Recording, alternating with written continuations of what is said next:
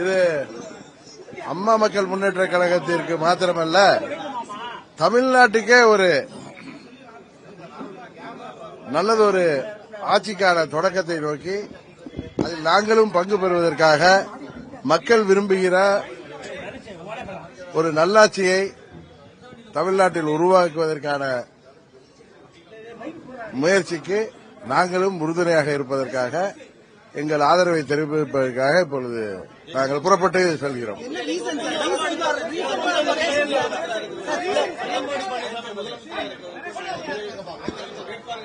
Sir, இதெல்லாம் நான் உங்களுக்கு 11 மணிக்கு மேல பேசுறேன். ஒன்னே ஒன்னு சொல்றேன், விட்டு கொடுத்து போவர்கள் இன்றைக்கு கெட்டு போவதில்லை. என்னதான் இருந்தாலும் இது ஒரு பங்காளி சண்டை தான்.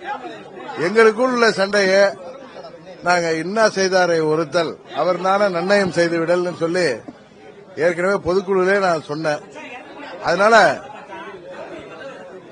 நாம் பலசையே நினைச்சிட்டு கட்சி நலனையும் தமிழ்நாட்டு நலனையும் பின்னுக்கு தள்ளிவிடக்கூடாது என்கிற ஒரு பொது நோக்கத்தோடு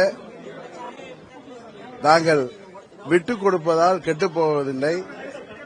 அதுபோல